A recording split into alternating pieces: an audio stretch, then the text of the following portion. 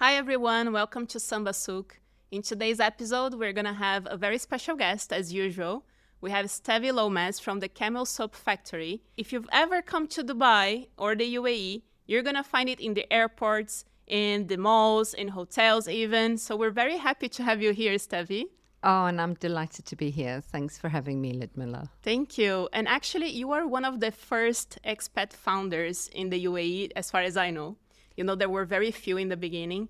And you faced everything, right? You faced the early days, the current days, the pandemic, the reforms.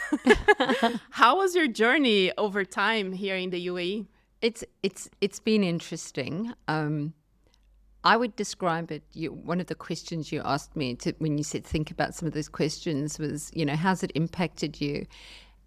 And it's been quite character forming for me. It's allowed me I've had to look really closely at myself. We've had really good times, but we've had some really bad times as well.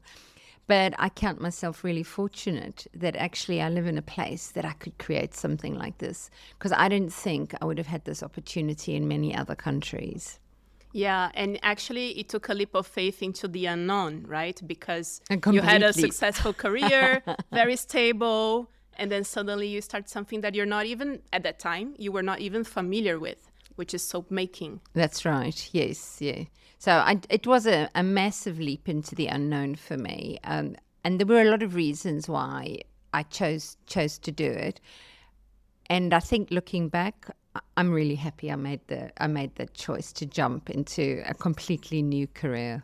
Yeah, and before having the soap making business, you tried a few things before. Yeah. And that was in a very tipping point of your even personal life, because from the established career that you had, you were also becoming a mother at the time and then starting a business. But I think you tried things before. I did. I think, to be honest, I'd really never seen myself as an entrepreneur. And I'm not even sure that's the way I describe myself now. I'm a woman with a business. But I knew that I wanted to leave the corporate world for a number of reasons. I'd had my child quite late in life, and I really wanted to enjoy her. And I did not want to go back to the world that I was working in corporate. So I did try a few things. I tried selling shoes from Brazil. Really? Believe it or not. Tell me more about it. Oh my God.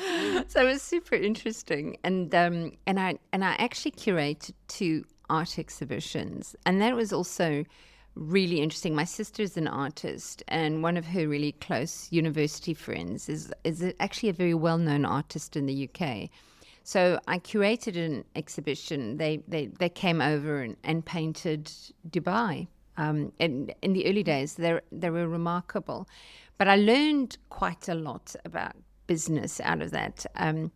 Neither of them were massively successful. I didn't lose money, which is probably a good thing. Yes. But I think I learned quite a lot about what makes a business successful. And one of the things that was really, looking back on it, why they were never, starting with the shoes first, didn't have a passion. I don't have a passion for shoes. It was just something that presented itself, and I thought, let me have a look. Sounded like an opportunity. Yeah. Why not, right? Why not? And actually, that doesn't work, because unless you're driven by some deeper motivation, it's really hard to turn something like that into a success.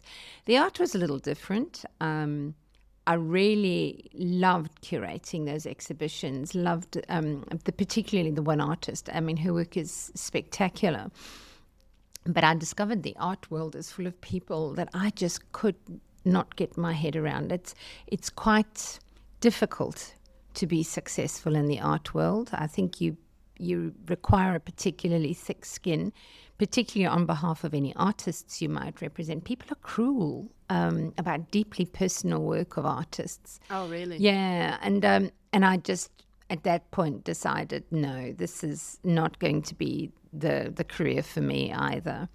And I think the overriding lesson from both of those experiences is that you've got to have skin in the game, number one, and you need to have some sort of purpose.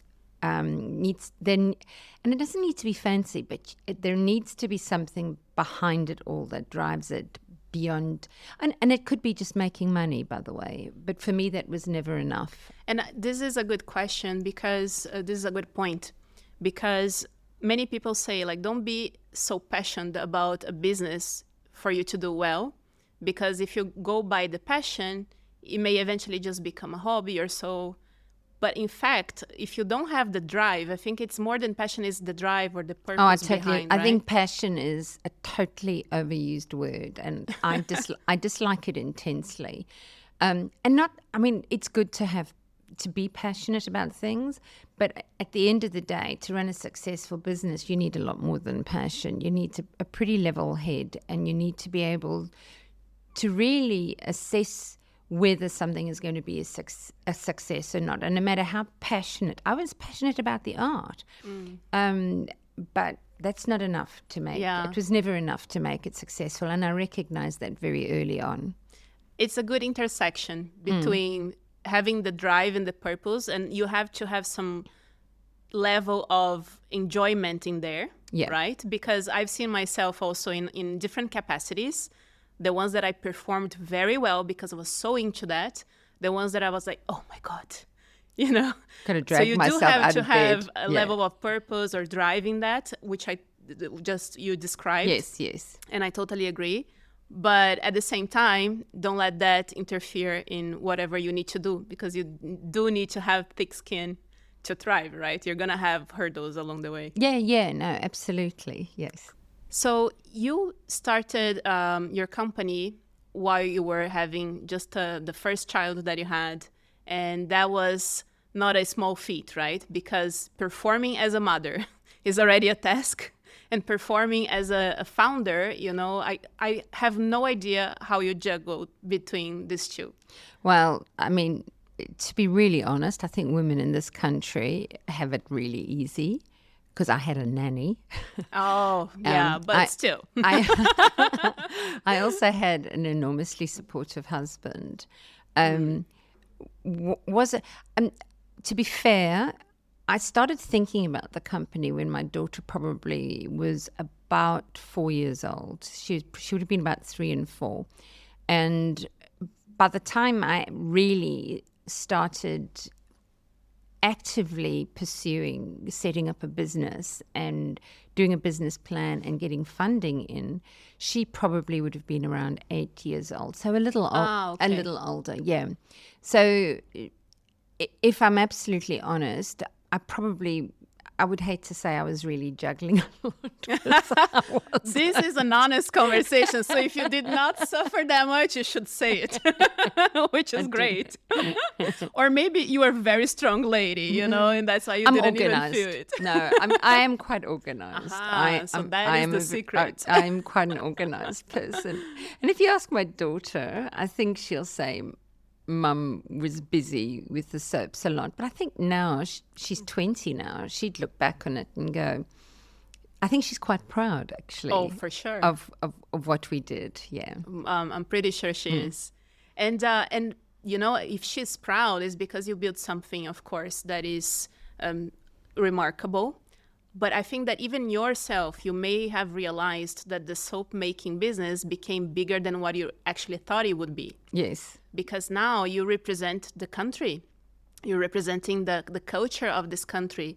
Every time I go back to Brazil or I travel somewhere and I'm going to see friends and family, I always take gifts. The best gift to get is something that you can have the traits or the characteristics of this country. So you created a global flair kind of business, but with Arabian touch. Well, that's what I wanted to do. I mean, that was always what I wanted to do. And I think if you look back at shoes and art, what's driven the Camel Soap Factory is a sense of purpose, is that I always knew that I'd like to give something to this beautiful place that I called home. And that does really help. So I don't know if you're aware of it, but at the moment there's an amazing exhibition running in Abu Dhabi called Make It in the Emirates. Yes, I was there. Well, pretty amazing. Yes. And we have were given a stand in the Emirati culture and heritage section. And I actually, when I had a look at it, I was quite taken aback and felt really honored that they thought that the products merited standing next to these women doing amazing handicrafts, beautiful products. So for me, it's kind of a vindication of what I set out to achieve. Do we have a lot more to do? A lot. But to me, it's a small step towards what I felt I really wanted to achieve with the company. Amazing. Yeah, I saw the exhibition and I saw this section that they had such Beautiful. amazing, beautiful products that they were making. Yeah. Very artisanal, but like outstanding. Yeah. So, and like looking at that now, probably over time you had to take a few risks in order to make this business flourish and have this recognition here in the country. Before talking about the risks, I want to ask you, do you feel that this place made it easier for you to become an entrepreneur and easier to be a mother and an entrepreneur along the way, as you were saying? I do. And I genuinely feel that. I was brought up in South Africa, lived in London for a long time, and then moved to Dubai. And I can honestly say it is probably easiest to start the company here. And for a lot of reasons. I mean, not everything is wonderfully smooth, but on the whole, Dubai runs like a business. So everything is done to support businesses that support the business of Dubai. And I have had enormous help and support from very sympathetic government departments to help. I mean, I can tell you very, very funny stories of how we had to achieve licenses that perhaps they'd not thought about when they did the original legislation. But if you're really polite and nice and explain the problem, people are really anxious to help you solve it. And that's really quite different. It's not something that I encountered. I wouldn't really know too much about South Africa, other than my father had a business there. But I know red tape is red tape. Whereas here, red tape is, it's kind of movable. And there's an awful lot of flexibility and support given, especially to local business. Yeah. So it has been, I think, easier to start the factory here than it would have been in any of the other countries I've lived in. Yeah, I agree. Totally agree, because coming from Brazil, I think that starting a business in any country, it will be a challenge because it's the journey of an entrepreneur. But definitely this place here, they give you all the conditions. UAE gives all the conditions to make it well for you to thrive. And then it takes you as a founder to put yourself out there and do it. And right? I think one of the things that I've learned is that you've got to go out and ask for help. Yes. So, being a Dubai-based business, I have learned that if you go and ask for help for places like Dubai Export, from Dubai Chamber, they are only too happy to help. That's true. And really genuinely happy. How can I help you? And if they can't, they'll try and refer you on to somebody. So on the whole, it's an environment that really encourages success. Yeah, amazing. So you don't feel left in any of the places, at least for you to put the foundation right. Yeah. Very good.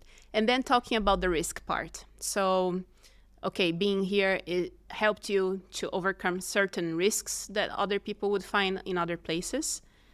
But, you had a leap of faith into the unknown, and that carries a risk. So how much you calculated this risk beforehand? Because there are people that they take the leap before seeing the net approaching, but there are people that really wait until they see something. Okay, this is like a more conservative approach. Now I can go. Well, what was it for you? Well, I'll tell you a funny story. So I had the idea for the business, and I researched on soap makers, and I did my a soap making course in London with a very respected teacher who still remains to this day a mentor of mine. She's amazing. And so I knew about soap making. I learned how to make soap. I bought some of the basic equipment. And but I knew that we were going to need to grow. And I knew that I was going to need to turn this, as my husband used to call it, this hobby into a business. So, and I got stuck on writing a business plan because I was trying to write everything to try and foresee all the obstacles and risks. And it really slowed me down, if I'm absolutely honest. I was trying to plan for everything. And I read a book. And you're going to ask me what it was called. I think it was called Jump. One of the authors was a guy called David Slowly. I can always provide them and you can put them into the podcast notes. And it was a really simple little book, like an afternoon's read. And these two guys said, forget the business case. Sometimes when it's a really good idea, you got to just jump. And it's exactly what I decided to do. So you're like, leave it all behind. Let's do this. So I literally jumped straight into it and then did all the catch up in terms of, right, I'm going to need money for doing this, money for doing that. So in the beginning, with a handcraft business, there's probably a lot less risk than somebody who has to put up a massive factory and invest very heavily in a lot of equipment. And to that extent, I was quite lucky. Our risks have really come later. We were a licensee for Expo 2020, which of course did massive. Not happen in 2020. Yeah. Oh no, we'd moved premises, we'd bought machinery. And we that delayed 1 year. We had, made massive economic and commercial commitments that we were clearly unable to meet when the pandemic happened. And that was probably our riskiest time. Wow. And yes, my husband and I ended up having to take a lot of quite personal risk. Mm-hmm. And that's really scary. Yes. And I can imagine. I had a lot of people advising me both to do it and not to do it. But in the end, I think you have to listen to yourself. And I think that's one of the things I learned is that with risk, if you listen to everybody else, you'd never do anything. Yeah. And in the end, I knew in my gut that we'd be all right if I was allowed to just plan for everything as I needed to do so. And we have come through it. And we have found investors in very hard times who have been amazingly supportive. So, how did you do in this period? Because of, I mean, for people that don't know much about what happened at that time, time flies. Yeah. But when Expo 2020 was going to happen in the UAE, there was the pandemic that delayed everything. And the country managed beautifully how to organize 196 countries. I don't even remember how many, but that was the largest that has ever happened, to push everything 1 year down the line, get everyone still excited, get everyone to accomplish all the construction, get everyone in the country vaccinated, and put all the safety and measurements in place. Oh, it's amazing. Yeah. So when you look back, it's like, oh my God, how they made it. And then there is the other version of people like you, founders, who were tapping into this opportunity, receiving millions of people in one go, in 6 months. And then you did your investments, you prepared yourself. And then there's nothing there. I know. And then, wow. And then how was the process for you to deal with this gap of time? That was extremely hard. We probably saw what was going to happen a lot earlier than maybe many companies did, because our business is tourism. Yes. So we sell You're to the first tourists. impacted. So we had our best month ever in January 2020. And by mid-February, we were down to maybe 10%. It happened that quickly. And our first indication is we saw all the Chinese tour groups were cancelled. So we knew there was trouble. So I had to make some really hard decisions really quickly. Got rid of staff, which was extremely sad. Yeah, and then must the be staff painful. that remained on, I gave them a choice. I said either I make another series of redundancies, or everybody takes a massive job and pay cut. And I said, but you vote on it, and we'll go with the majority vote. And if you vote to keep your job at the salary, that's fine. And they've all unanimously voted to take a pay cut to rather protect. And I'm really proud to say that everybody that was working for us pre-COVID is still working for us. Wow. Yeah. Amazing. Yeah, it is amazing. And our staff have been amazingly loyal. But we really try to look after them as much as we could during COVID as well. It's a give and take, right? Yeah. Because you have good leadership, most probably. Oh, That I helps like to think not so. having the turnover. There Yeah. is a statistics that shows that 70% of people that leave a company is because of the relation that they have with the management. Yes. I don't remember the source, but I've seen that many times. Mm. I'll get the source later and put it in the captions. But yeah, so for sure, when you treat them well, when you give them a choice, knowing that circumstance that was not easy, Yeah. was a burden for many founders. For sure, they it admire was you guys. it was a until today. nightmare. And for most of the company owners I know, some did extraordinarily well, of course. I mean, it was boom time for the food delivery companies, for the companies providing sort of ready-made dinner boxes. And there was a part of me really jealous. Why am I not in the food business? I know. It was just really hard to look at it and think, could I have done better? Should I have planned better? And I always remember, and I can't even remember, it was a very wise man who spoke. And he said something so simple. He said, forgive yourself. And that was actually quite a big turning point for me. And I realized it was not my fault that COVID happened. I probably could have prepared better. Maybe, I've learned a little bit more about how much cash to keep in a bank account. But at that stage, we were naive and aggressively growing. And actually, he was right. Just forgive yourself and move on, and accept that this is what it is, and there's nothing much you can do about it other than move forward. And when an opportunity knocks your door, what are you going to say? Oh, let me think about it. Yeah. You're going to grab it, Of right? course. Like as entrepreneurs, course. we usually think this way. Yeah. I remember even the decision to come to Dubai when I had the opportunity in 2011. At that time, the Arab Spring was happening in a few countries. And my family, in Brazil, you don't understand much what's going on. The media projects in a certain way. So when I took the decision, I actually didn't even ask my parents. I was like, how can I say no to this? Of course I'm going. So it's a detail, it's just a different example to show that you had the opportunity, which was the expo. And how can you ever predict, Exactly. uncertainty on a macro level? Exactly. So, of course, you had to deal with the consequences of whatever happened, but initially there is no way you're going to predict it. Yeah, exactly. And in the end, it was actually quite good for us. And we did very well out of it. And it really helped us in 2021 when the expo actually started. Oh, very good. Yeah. And it was a big success. Oh, it was. It was amazing. Yeah. I was there throughout the 6 months. Yeah. Yeah. And I want to ask you now about rejection. I don't know if you had, because you said you didn't suffer much, like building the business, and being a mother. So I don't know if you had actually many rejections throughout the journey. But if you did, how did you cope with a no that became your biggest yes moment?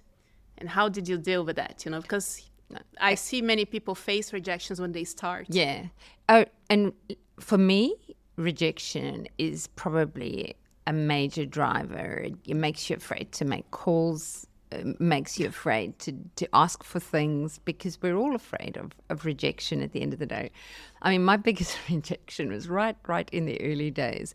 But I think I had so little to lose. My biggest customer now, when I first approached them, and I just knew that my soaps were the product for them. And I went to see, it's a family-run business, and I went to see one of the brothers in the business, and he calls me Mrs. Camel. Mrs. Camel, he says, this is not a product for us. He says, we're a gift company. And I said, no, you don't understand. I said, these are not soaps. I said, these are gifts. These are gifts from the region.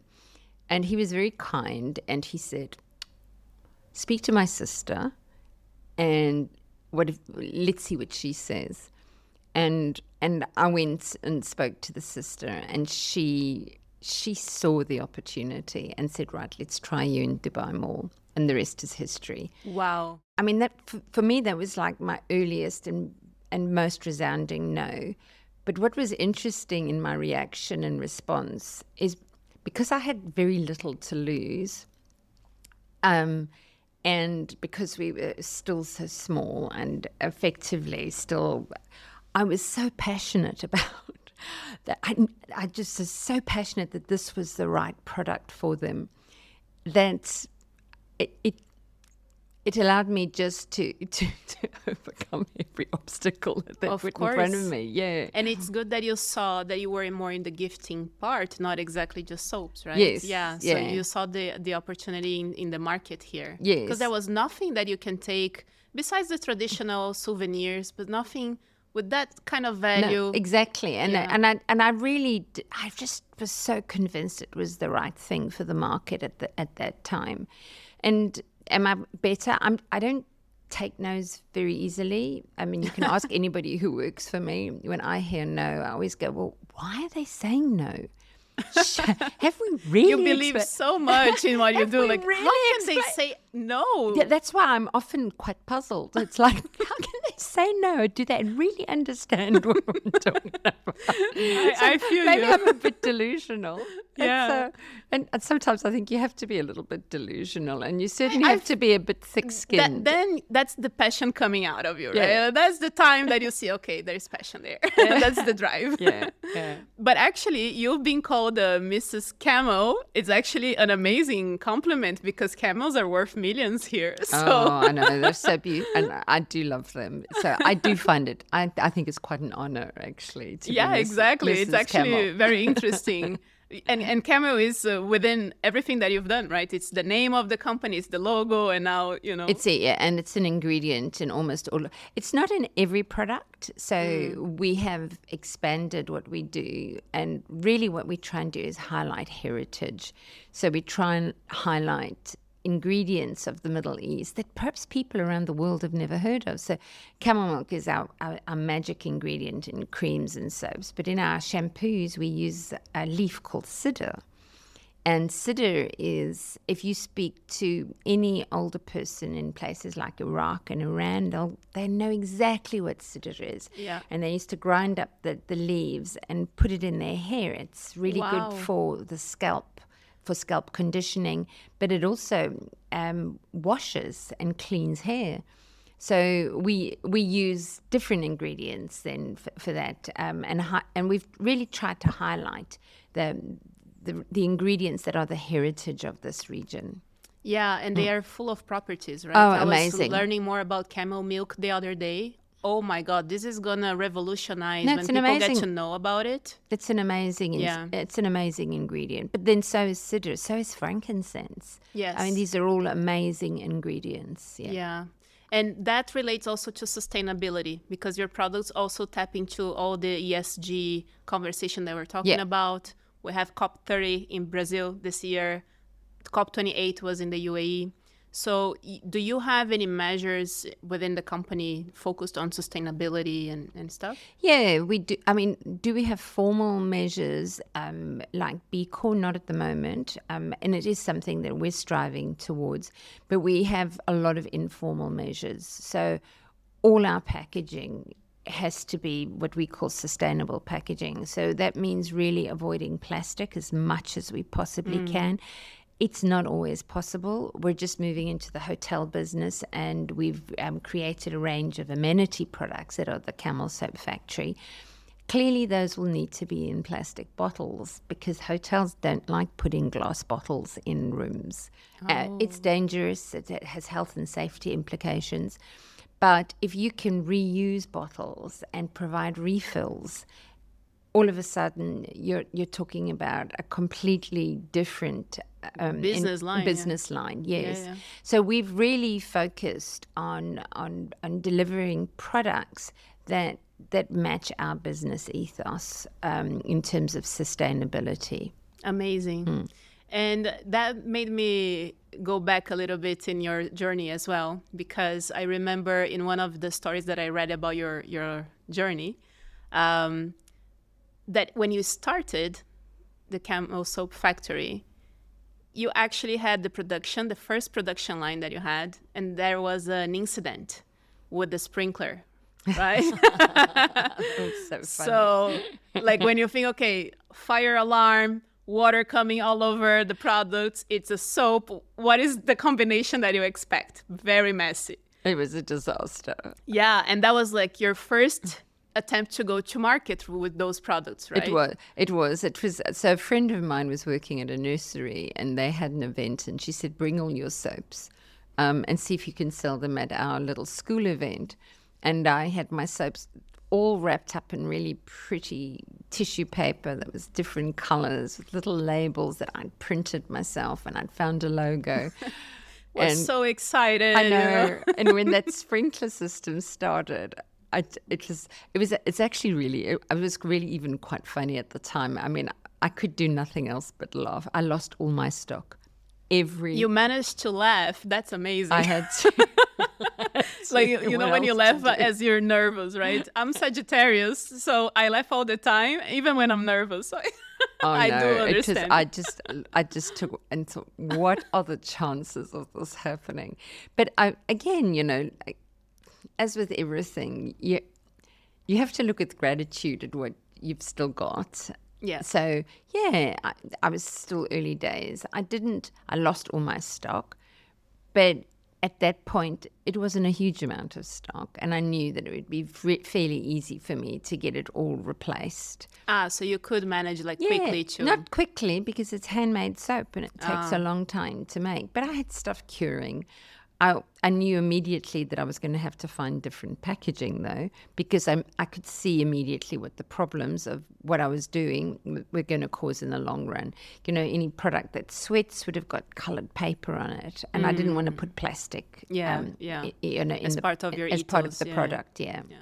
And what did you say to yourself in those private moments? Because we laugh, we get ourselves back on track, but really, were there doubts?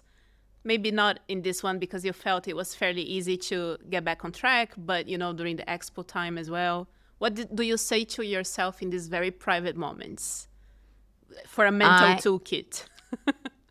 I don't give up. It's just not part of my mental makeup. I am such a battler and such a survivor, I think, in that way. It just doesn't cross my mind. Yeah, that's so funny because it never even crossed your mind, or let me see if I try something different, like something else. You know, not the. Yeah. No, for you, it was clear. I think my husband would describe it as bullheaded and single-minded. It's like I don't take no. Do you feel that this is in your blood, as from your family, that you got this trait? Let's say. Or no, that's your personality. Probably it is partly personality, but also, you know, I watched my father build a business, and he also went through massive ups and downs, and I never saw him anything other than grateful and positive for everything we had. Oh, wow. I'm sure that rubs off. Yeah, for sure. And you are South African, right? I am. Yeah. I'm Brazilian, as you know. And here in the UAE, we find so many different cultures and nationalities. There must be people out there, like you and me, even before coming here to the UAE, but looking at the UAE as a place to thrive, to keep growing, to bring hope, prosperity, better quality of life. What would you say to these people, even if they're not here yet, but maybe considering, in terms of coming to find opportunities as a business or individuals? I think it's an amazing place. Is it for everybody? Probably not. You really do need to have a pretty broad perspective on people. I love all the different cultures. I really do. I think it brings richness to our work environment. I was going to ask that. Yeah. Do you have this diversity in the company? Oh my gosh, we have totally diverse. We have people from all parts of the globe. And I really, really love that. We work with people all around the globe, people who work remotely for us, who are based in places like Romania and Greece. Wow. And South Africa. Places we would never even imagine, Yeah. right? That we could hire people from these And countries. Zoom has made it all possible, and teleworking and mobile offices. But it's an extraordinarily rich environment, but it can also be very challenging. Mm-hmm. And I would say to people is you need to really look at yourself very deeply and consider, can I cope with this? Is this something I'm happy to just take in my stride, or is it going to be really difficult for me to deal with that? I think that people underestimate the level of speed that this country has. Yeah. The level of competitiveness, which is very good for the market, but you better get ready to what's coming, absolutely. right? And everybody's going to want to copy you. Yeah. And I always say to people, be honored when people try and copy you. It means you've got something right. Yeah, exactly. And then you have to outpace them. Yeah. No, exactly. And that's what I always say to people is don't be afraid of competition. I don't like counterfeits. That annoys me. Yeah. Fakes and counterfeits can be problematic. Yeah. But new products that are competitive, I'd say bring them on. It just means the market will is even getting inspire bigger. you as well to do things differently. I find it really more inspirational. lines. Yeah, it means we've got to be better. Yeah. Very good. Okay, I have an interesting question here from my notes. If you could choose a scent that represents you, which scent that would be? And how would that scent make people feel when they use it? So I saw your note to me on that, and it was the one thing I really had to think about. And if I chose a scent, it's probably not the perfume. I'm a one fragrance girl, but I wouldn't say that scent defines me. And it's a scent that actually we use at the factory, which I absolutely love. And in our face creams, we have combined frankincense with sweet orange. Oh, wow. And it is probably one of my favorite scents to use. I love it in soaps. I love it. And maybe there's two sides to it. It's the frankincense, which is the heritage with the really modern smell of the sweet orange. It's like a fusion of old and new. And I really love it. And it is my favorite of all the products. And I think that it represents really well what the UAE is all about. It does. Like combining tradition and modern. And modernity. Yeah, modernity. And I think if I had to choose a scent to say, how does it describe me and my business? That's exactly, I would say it's frankincense and sweet orange. Amazing. I love it. Very good choice. Very good. And then I want to cover about values because this strength of character is something that I relate so much. I've seen, many businesses coming here with the wrong approach, with the wrong values, not aligned with the values in this market. And in my opinion, when you don't have the values in the right place, eventually things will go south. Yeah. Just give time, What are the non-negotiable values for you? Okay, so my non-negotiable values are actually pinned up on the factory walls. Very good. So when I started the business, I thought really long and hard about what was important to me. And there are authenticity, staying true to myself and to what I believe in, honesty. We pay people on time. I mean, people are always surprised, but even when we had hardly any money, I still made sure if we couldn't pay people on time that I was honest with people, and I phoned them up and spoke to them and said, can you help us out? It's amazing what people do. Yeah. When you're honest. Exactly. We have one of our values at the company is family, is that we operate like a family. It doesn't mean we don't fight, by the way. Man, we have fights in the factory with each other because we're all quite opinionated and have strong feelings about things. But it does mean we care about each other. Yeah. But I think the most important value for me is doing everything that stays true to what I believe in and to what I value. And not doing anything that betrays those values. And have you encountered any situation that you had to take this tough decisions based on values? I've turned down clients because their values don't match mine. I had a shareholder whose values clearly didn't match my own, and we worked around it. My dad was amazing. He was still alive then, and he really helped me navigate that.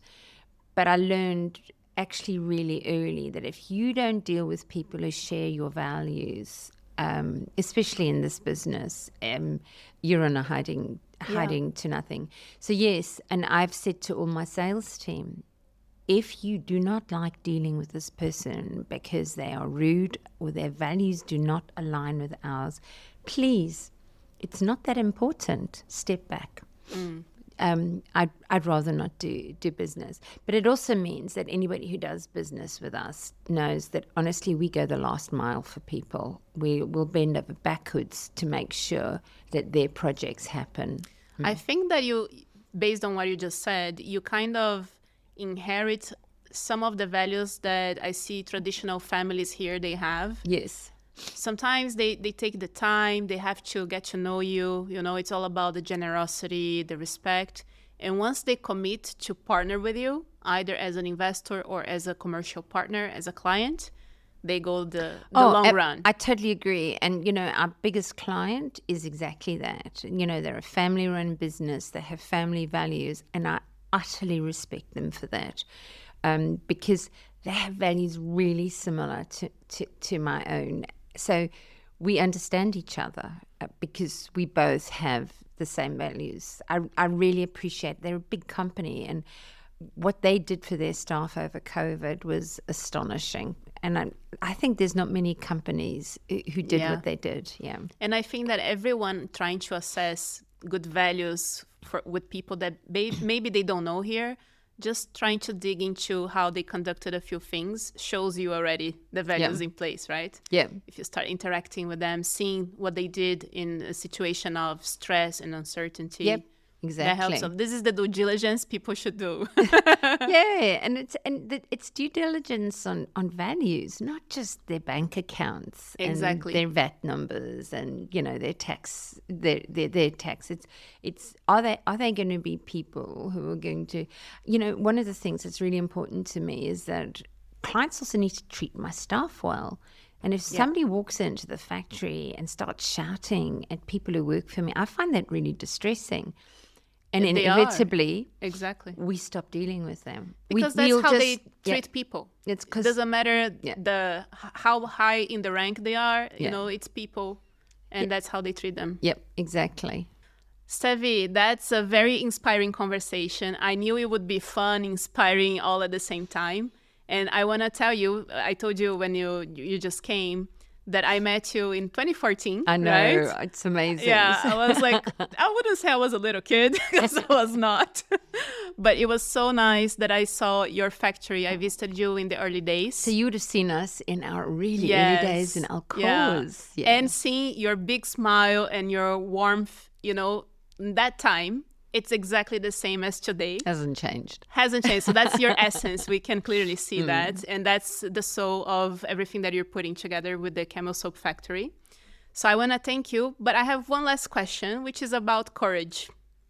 Because at the end of the day, you took the courage in all these risky moments and to start and to grow. What is the definition of courage to you? in life or in business? I think I've learned that courage is not just saying yes, it's also learning how to say no. It's being courageous if somebody doesn't fit in a company, is letting them go early. That takes courage. That takes courage, yeah. It takes courage to turn away from things. It's that ability to learn to say yes as well as no. And that can be really hard. Yes, that's true. Wow, amazing. Thank you so much. I hope you enjoyed as much as I did, and everyone will for sure. Well, I'm just so delighted to meet you again.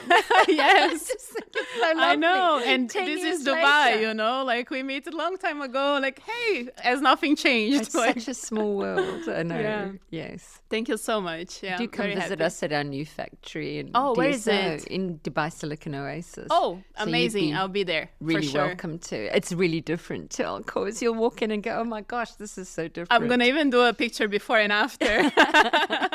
Amazing. Thank you so much. Oh, I'll be it's a there for pleasure. sure. Okay. Thank you. My pleasure. Thank you.